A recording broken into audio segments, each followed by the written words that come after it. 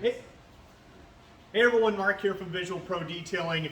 We're going to answer a very common question: how is window tinting? Hey everyone, Mark here from Visual Pro Detailing. We're going to be answering a very simple but common question: how is window tint applied?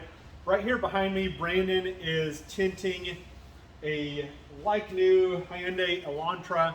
And whenever we do window tinting, we don't use a machine plotter at the time of the recording of this video. We hand cut everything. At the point in this business, it's just a little more efficient. So whenever you hand cut film, what we do is we hand cut the pieces that are needed for each window. We cut them, we shrink them, and then the actual tint, although we sit it on the outside while we're waiting to install it, the tint is installed on the inside of the glass.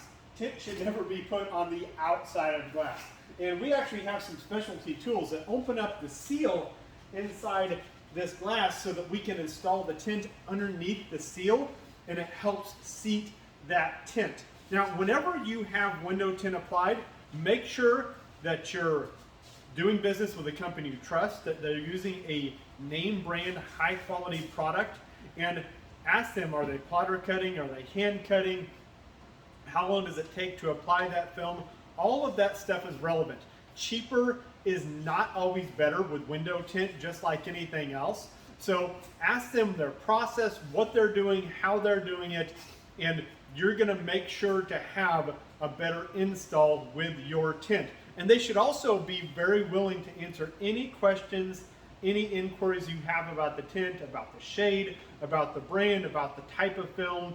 There's dyed film, there's carbon film, there's metallized film, there's reflective film, there's ceramic film, which is the best and the best. But this is a very common question: how is window tint applied? And window tint is applied to the inside of the glass. It's never, ever put on the outside of the glass.